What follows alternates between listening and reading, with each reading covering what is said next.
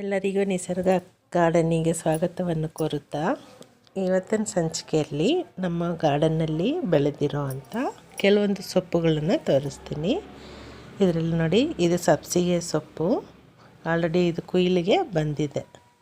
ಇದು ಚಿಕ್ಕದೊಂದು ಪಾಟಲ್ಲೇ ಹಾಕಿರೋದು. ಪಾಟು ಅನ್ನೋಕ್ಕಾಗಲ್ಲ, water ಕ್ಯಾನ್ನ cut ಮಾಡಿಬಿಟ್ಟು ನಾನು ಈ ಥರ ಅರೇಂಜ್ ಮಾಡ್ಕೊಂಡಿದ್ದೀನಿ. ಇದು ದಂಟಿನ ಸೊಪ್ಪು, ಲಾಲ್ಬಾಗಿಂದ ತಗೊಂಬಂದಿರೋ ಅಂಥ ಬೀಜಗಳು. ಚಿಕ್ಕದಂಟು ಅಂತ ಹೇಳ್ತಾರೆ, ತುಂಬ ಎತ್ತರ ಬೆಳೆಯಲ್ಲ, ಇದು ಚಿಕ್ಕದಾಗೆ ಬರುತ್ತೆ ಇದು. ಮತ್ತು ಕೆಳಗಡೆ ಸ್ಟೆಪ್ಪಲ್ಲಿ ಇದು ಮೆಂತ್ಯದ ಸೊಪ್ಪು, ಅಂದರೆ ಮೆಂತ್ಯ ಕಾಳನ್ನು ಹಾಕಿ ಇದೊಂದು 5 ದಿನ ಆಗಿದೆ, ಇಷ್ಟು ಬೆಳೆ ಬಂದಿದೆ. ಅಂದರೆ ಇದನ್ನು ಇನ್ನೊಂದು 5-6 ದಿನ ಅಥವಾ ಒಂದು 10 ದಿನ ಬಿಟ್ವಿ ಅಂದರೆ ಕುಯ್ಲಿಗೆ ಬರುತ್ತೆ.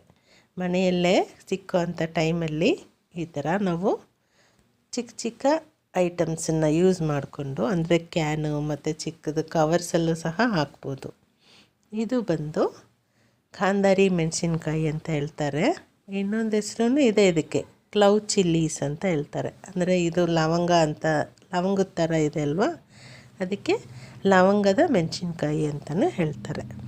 ಇದು ಒಂದೇ ಒಂದು ಗಿಡ. ಈ ಗಿಡದಲ್ಲಿ ನೋಡಿ ಎಷ್ಟು ಮೆಣಸಿನ್ಕಾಯಿ ಬಿಟ್ಟಿದೆ ಅಂತ.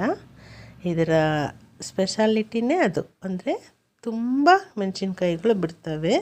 ಈ ಮೆಣಸಿನ್ಕಾಯಿ ಆರೋಗ್ಯಕ್ಕೂ ತುಂಬ ಒಳ್ಳೆಯದು ಅಂತ ಹೇಳ್ತಾರೆ. ಅಂದರೆ ಗ್ಯಾಸ್ಟ್ರಿಕ್ ಪ್ರಾಬ್ಲಮ್ನೆಲ್ಲ ಇದು ಸರಿಪಡಿಸುತ್ತೆ ಅಂತ ಹೇಳ್ತಾರೆ. ಈ ಗಿಡದಲ್ಲಿ ಎಲೆಗಳು ಸ್ವಲ್ಪ ನೋಡಿ ಅರಿಶಿನ ಆಗೋಕ್ಕೆ ಶುರುವಾಗಿದೆ.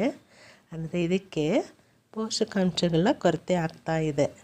ಯಾಕೆ ಅಂತಂದರೆ ಗಿಡದಲ್ಲಿ ಇಷ್ಟೊಂದು ಮೆಣಸಿನ್ಕಾಯಿ ಬಿಟ್ಟಿದೆ ಅಲ್ವಾ, ಅದಕ್ಕೆ ಪೋಷಕಾಂಶ ಸ್ವಲ್ಪ ಸಾಕಾಗ್ತಾ ಇಲ್ಲ. ಸೊ ಇದಕ್ಕೇನಾದರೂ ಒಂದು ಸೂಕ್ಷ್ಮ ಪೋಷಕಾಂಶಗಳು ಇದೆ, ಅದನ್ನು ಕೊಡಬೇಕು.